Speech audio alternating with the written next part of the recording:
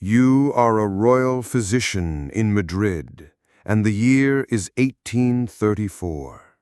The king is dead, but your duty is not over.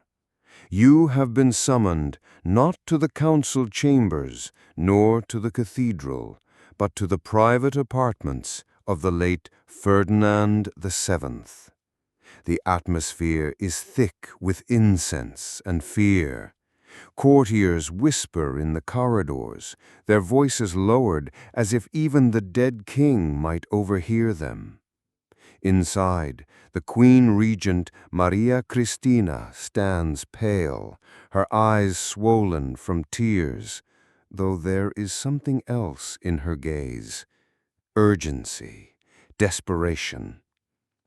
Her request, spoken in a trembling voice, chills you more than the corpse that lies before you. She does not ask you to embalm the king's body for a solemn burial, nor to preserve his face for posterity. Instead, she commands you to safeguard the most infamous part of his anatomy, the grotesque appendage that had haunted his life and the lives of every woman bound to him by marriage. The corpse of Ferdinand VII lies swaddled in silk sheets. Even in death, his features wear the smirk of a man who had mocked Spain itself for decades. Yet it is not his face that draws attention. Beneath the heavy fabric rests the anatomical monstrosity that would be whispered about for centuries, a deformity so bizarre that chroniclers dared not describe it openly. A royal endowment swollen far beyond nature, twisted and misshapen, the physical emblem of an era warped by cruelty, paranoia, and betrayal. Your hands tremble as you prepare your instruments. To touch this flesh is to handle not only corrupted blood and sinew, but the very symbol of Spain's humiliation. You realize that what you are about to preserve is not merely an organ. It is the grotesque embodiment of an entire era. For 2 decades, Ferdinand's rule had suffocated Spain. He crushed reform, strangled liberties, and treated his subjects with the same mixture of contempt and suspicion with which he treated his wives. And now, as candles flicker on the bedside table, his grotesque body seems to mock you all from beyond the grave. Death rituals for kings were meant to inspire reverence. In France, the embalmed heart of Louis XIV had been encased in silver. In Vienna, the Habsburg emperors were buried with elaborate ceremonies where their bodies, hearts, and entrails were interred in separate shrines. But Ferdinand's final request, preserving this single obscene organ, was unlike any tradition you had ever heard. It was not reverence, but obsession, not sanctity, but scandal. As you work, your mind drifts to the whispered tales that had circled through the palace for years. Courtiers spoke of secret cushions designed by royal artisans, of wives whose screams echoed down marble corridors, of desperate prayers for an heir that never came. Some swore Ferdinand had summoned astrologers, alchemists, even wandering mystics to find a cure. Others hinted that foreign doctors had documented the deformity in hidden reports sent to Rome or Paris, never intended for public eyes. Now, here, in this suffocating chamber, you see the truth with your own eyes. The flesh of the man and the failures of the king are one and the same. What you preserve tonight will outlast bone, throne, and dynasty alike. Before we plunge into these forbidden chronicles of survival, humiliation, and cruelty, of wives broken, of a kingdom betrayed, remember this: History is not always carved in marble or painted on canvas. Sometimes it is hidden in the folds of silk sheets, preserved in the shadows, waiting for the courage of later generations to uncover it. Ferdinand VII was more than a tyrant. He was a living curse, born from centuries of royal inbreeding, carrying within his body the twisted legacy of a dynasty on the verge of collapse. His reign would scar Spain for decades, but his shame, preserved in secret, would echo for centuries.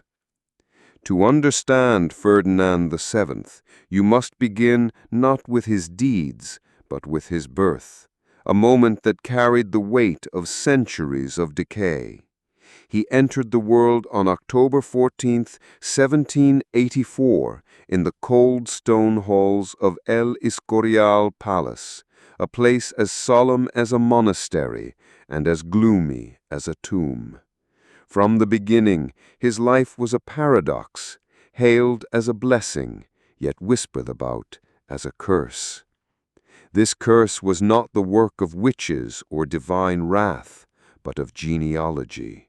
For generations, Spain's ruling houses, the Habsburgs and later the Bourbons, had treated marriage as a tool of diplomacy, binding cousins to cousins, uncles to nieces, weaving a family tree that curled back upon itself until it resembled more a knot than a lineage.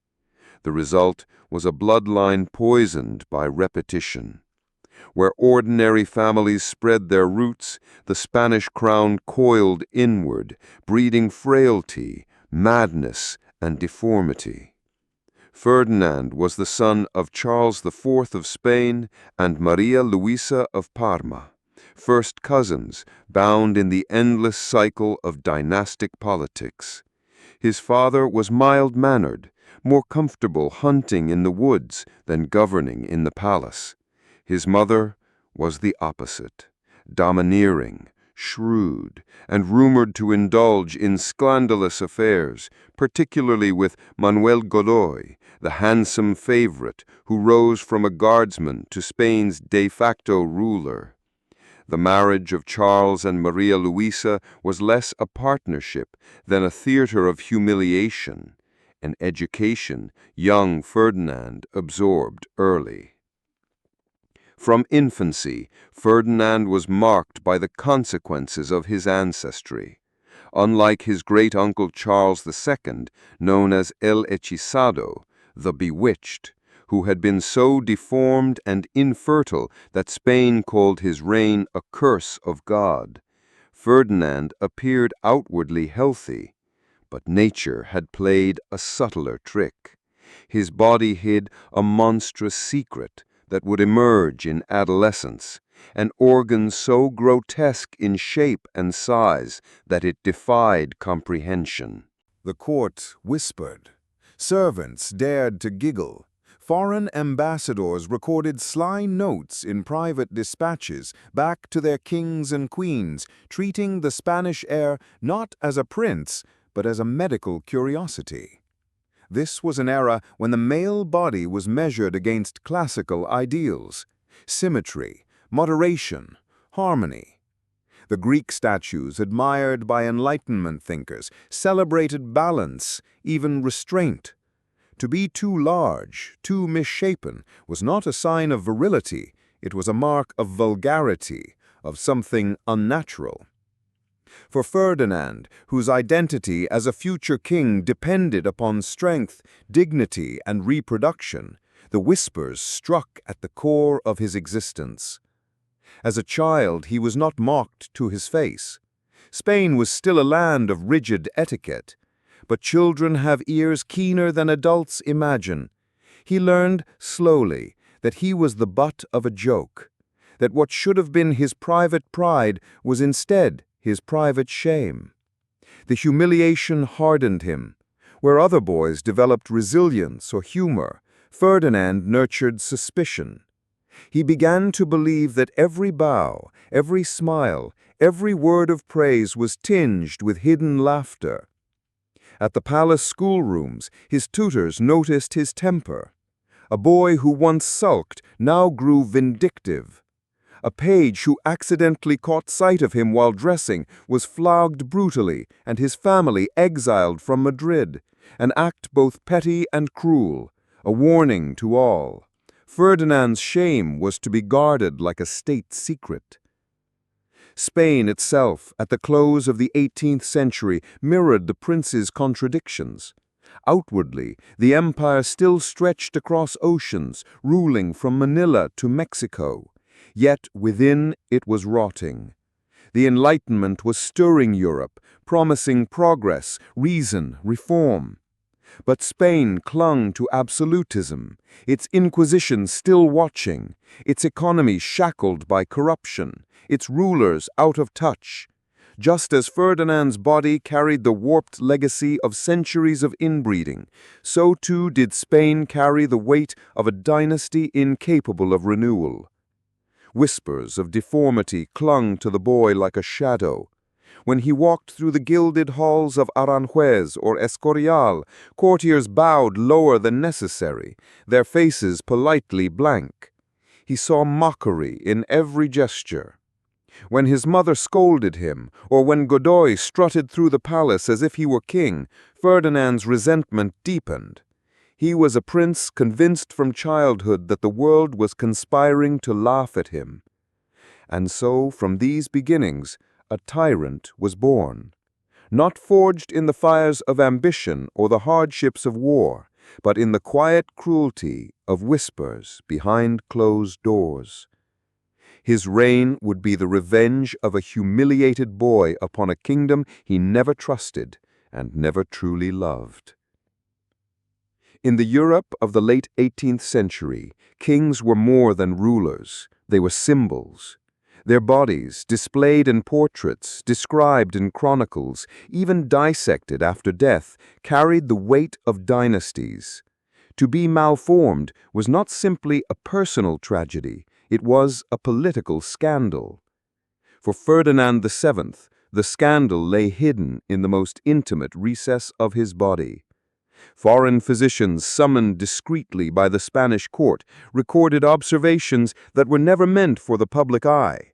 Their reports, scattered in archives of Madrid, Paris, and Rome, spoke in cautious Latin phrases of a genital deformity so extraordinary that it defied classification.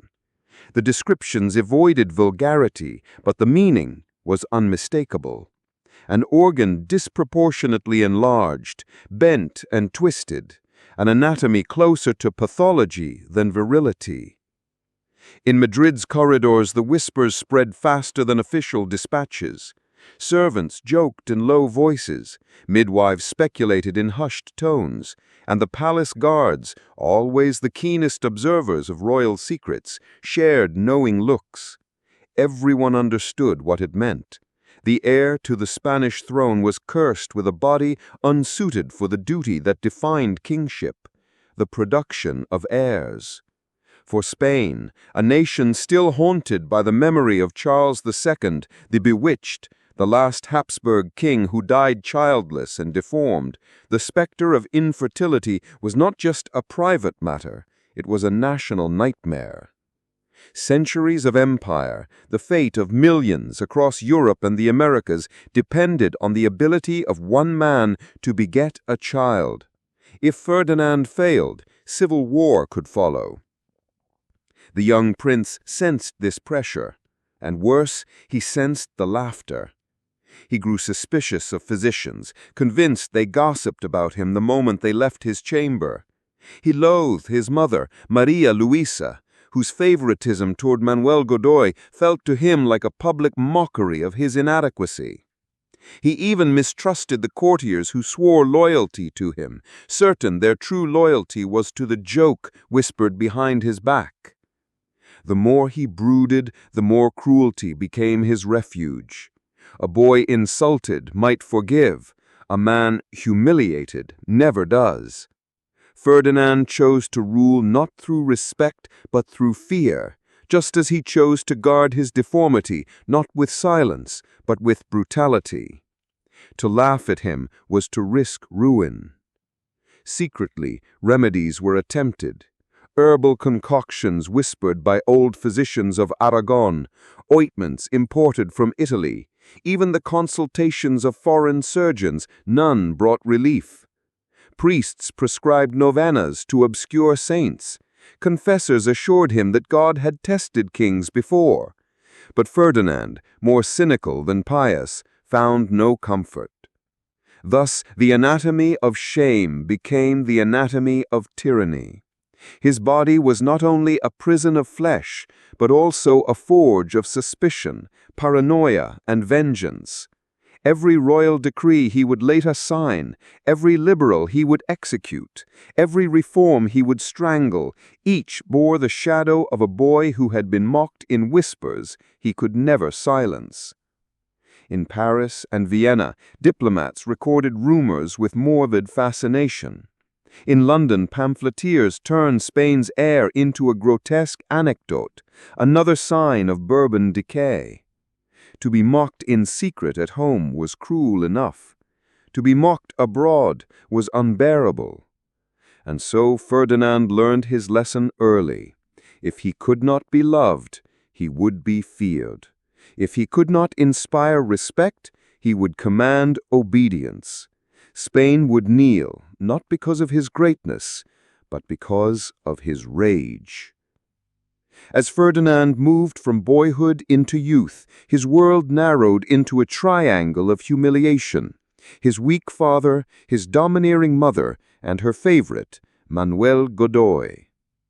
Charles IV, though King of Spain, preferred hunting trips and mechanical toys to affairs of state. He was not cruel, merely indifferent, a man unsuited to a throne that demanded decisiveness. This left a vacuum into which Maria Luisa poured her will. The queen was fiery, ambitious, and shameless in her attachment to Godoy. Godoy himself was a phenomenon, handsome, clever, and utterly unashamed of his rise. He had begun as a guardsman and risen, thanks to Maria Luisa's favor, to become Prince of the Peace, Minister of the Crown, and the true master of Spain. Foreign ambassadors mocked him as a parvenu. Courtiers sneered behind closed doors, yet none could deny his power. For Ferdinand, this arrangement was unbearable. To him, Godoy was more than a political rival. He was a living insult. Every time the favorite strutted through the palace, every time his mother relied on Godoy's judgment over her sons, Ferdinand felt his own inadequacy displayed for all to see. If whispers about his deformity gnawed at his pride, Godoy's existence devoured it whole. It was in these years that Ferdinand's paranoia ripened into politics. He gathered around him a clique of courtiers who shared his resentment. They whispered in corners, plotting against the queen, against Godoy, even against the king himself. Ferdinand styled himself not as a prince of enlightenment, like those reformist heirs in other European courts, but as the savior of true Spain, a Spain untouched by foreign eruption, untainted by weak monarchs and ambitious ministers. But his vision of Spain was not one of progress. It was a Spain of chains, rigid, reactionary, suffocated by the Church and the Inquisition, bound to absolute monarchy. His promise was simple. If he ever reached the throne, he would restore Spain to an imagined golden age, an age of obedience and fear. In the salons of Madrid, his enemies laughed at his bluster. But their laughter only sharpened his resolve. Ferdinand had learned since childhood that mockery could not be answered with wit, it must be answered with vengeance. He had spent the war not in the battlefield, but in gilded captivity in France, where Napoleon kept him as a bargaining chip. Yet in Spain, legends grew. Peasants whispered his name, priests invoked him from the pulpit, patriots scrawled it on walls, "Viva Hernando el Deseado," Long live Ferdinand, the desired one. To a people exhausted by suffering, he was no longer the awkward, humiliated prince of the palace. He was a messianic figure, the embodiment of Spain's endurance. Women carried his portrait as if it were a holy relic. Men pledged to die for him without ever having met him. The nation that had mocked him in whispers now welcomed him with tears. And Ferdinand knew it. He entered Valencia in April 1814 to a delirium of celebration. Flowers raining from balconies, bells tolling, crowds kneeling as his carriage passed. But behind the curtains of his carriage, Ferdinand's face betrayed no gratitude. Where the people saw a savior, he saw only subjects to be controlled. For in his absence, Spain had changed. A constitution had been written in Cadiz in 1812, an extraordinary document born in the darkest days of war. It declared national sovereignty, abolished feudal privileges, promised freedom of the press, and planted the seeds of a liberal Spain. To patriots, it was a beacon of modernity. To Ferdinand, it was an abomination. He wasted no time. With a stroke of his pen, he annulled the Constitution of Cadiz, declaring it null, void, and without effect. The cheering crowds barely had time to disperse before his prisons filled with the very men who had fought to make him king. Generals, priests, intellectuals, all dragged in chains, accused of betraying the crown simply for believing Spain could be more than an absolute monarchy. Ferdinand turned Spain backward. The Inquisition, weakened but not dead, stirred again. Censorship returned in full force. Spies and informants spread through Madrid's cafes and taverns. Fear once more ruled the streets. The people who had called him El Deseado soon muttered a darker name, El Rey Felon, the felon king. The Messiah had become the jailer. The desired one had become the despised one. His personal cruelty blended seamlessly with his politics. Just as he had once punished a page for a stolen glance, he now punished a nation for daring to look toward liberty. Executions multiplied. Exiles filled ships bound for foreign shores.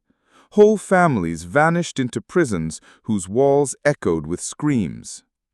Spain bled not only from its wounds of war, but from the tyranny of a man whose deepest shame had taught him to despise laughter, freedom, and joy itself. Ferdinand's reign was not merely reactionary, it was vengeance elevated into policy. And yet, paradoxically, his tyranny gave birth to resistance. Secret societies of liberals plotted in shadows. Soldiers whispered oaths in candlelit barracks. Across the Atlantic, Spain's colonies, tired of a crown that offered only oppression, moved faster toward independence.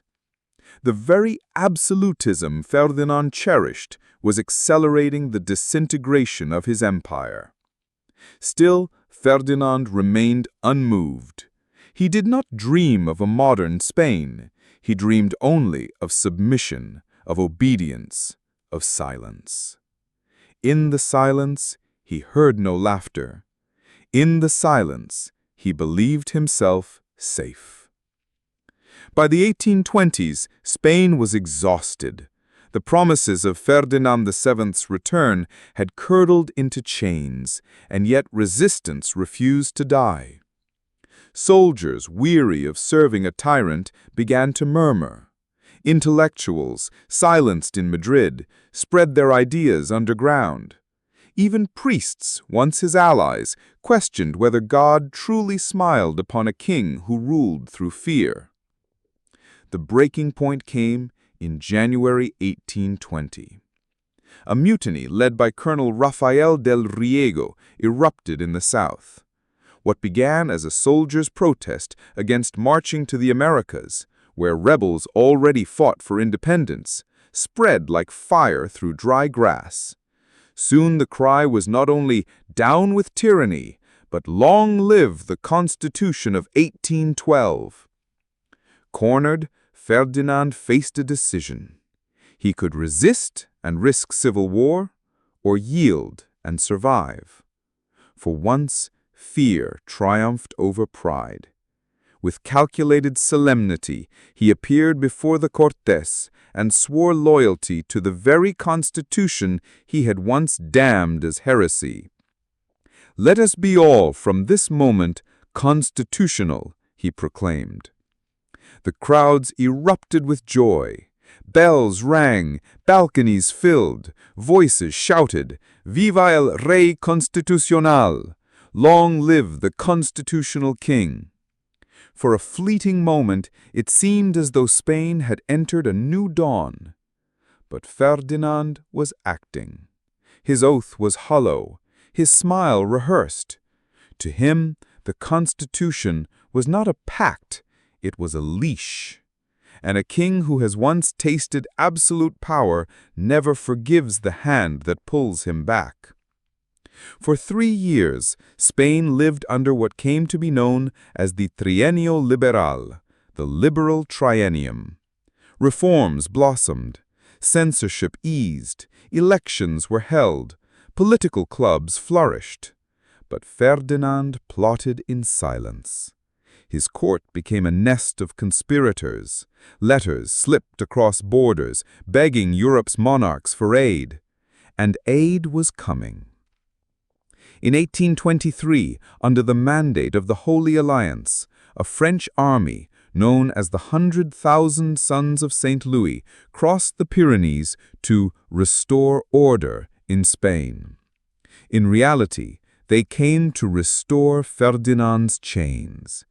As foreign bayonets glittered in the sunlight, Ferdinand dropped his mask.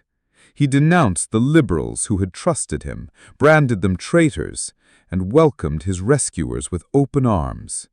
Once more, prisons filled. Once more, gallows were raised. The king who had sworn to defend the Constitution now presided over its funeral. The betrayal was complete. Those who had once cheered him as El Deseado now cursed his name. Poets called him Judas in royal robes. His enemies named him not king, but executioner. Even his allies in Europe saw him less as a monarch than a puppet, useful for crushing revolution, despised for his weakness. And yet Ferdinand endured, not through greatness, not through love, but through the machinery of repression. He had discovered the secret of survival: betray when necessary, punish when possible, and above all, never loosen the grip of fear. But every betrayal had its cost. Spain's colonies in the Americas, Mexico, Colombia, Chile, Peru, slipped away forever, declaring independence while Ferdinand played at absolutism. His throne remained, but his empire was bleeding out. What use was a king without colonies? What glory was left for Spain when its flag retreated across oceans? Ferdinand did not care. Better to rule a diminished Spain absolutely than a greater Spain bound by laws. He chose tyranny over legacy, control over greatness. And in doing so, he prepared the stage for one final betrayal.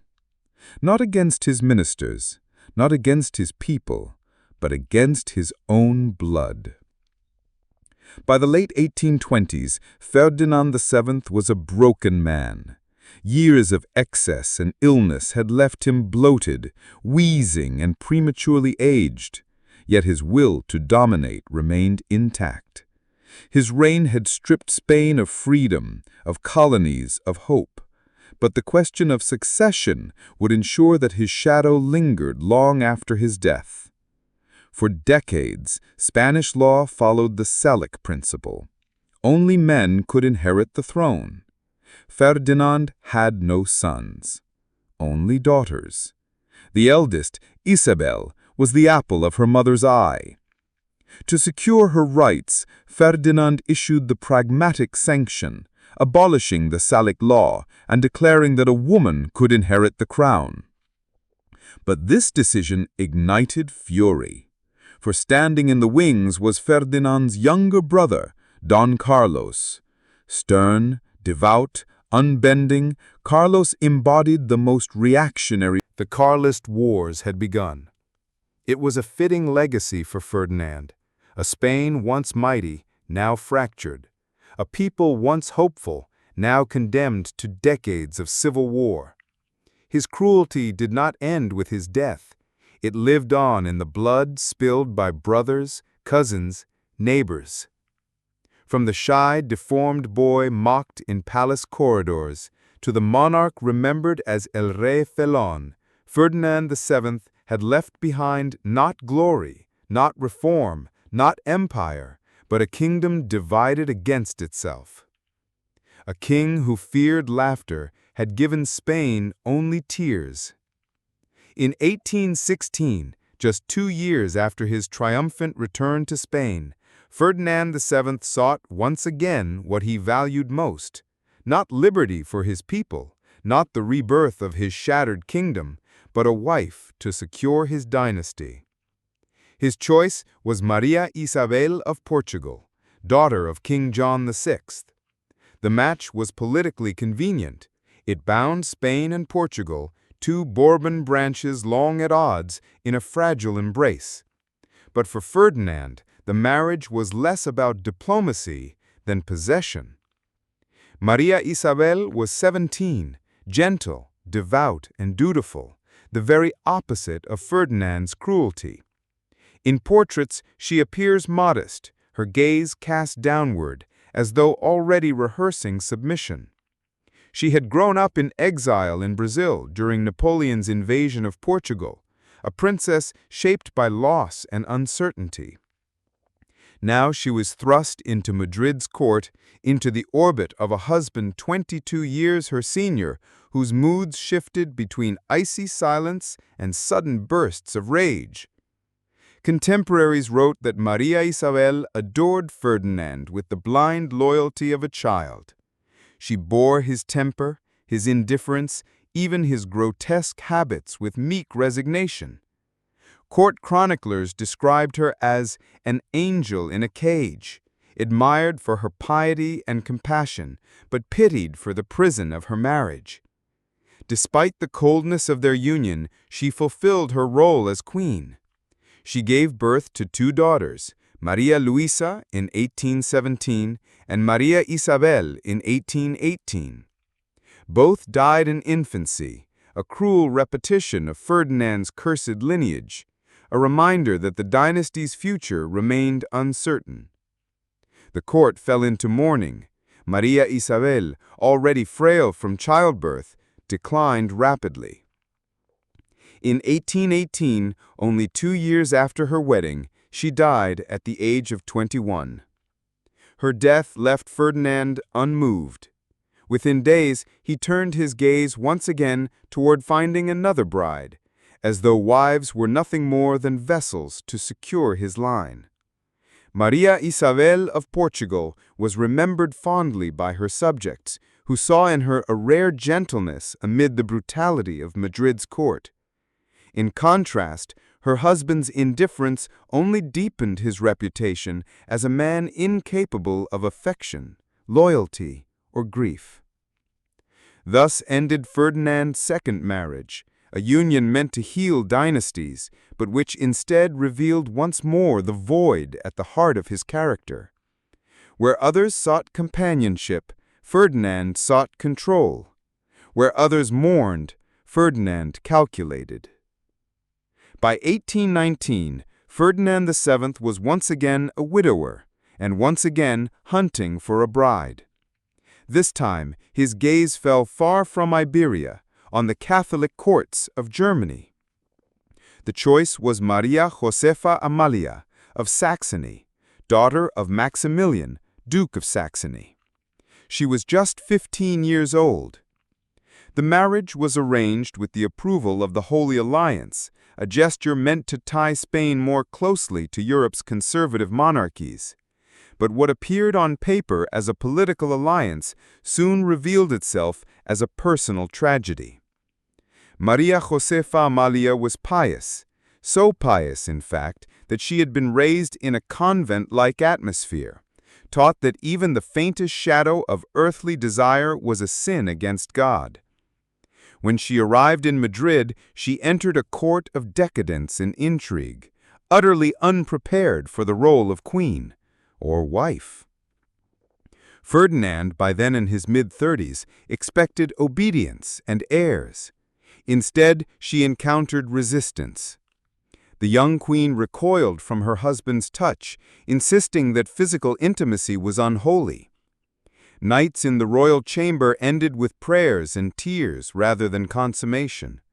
For months, the marriage remained unfulfilled, while Ferdinand raged at what he saw as defiance.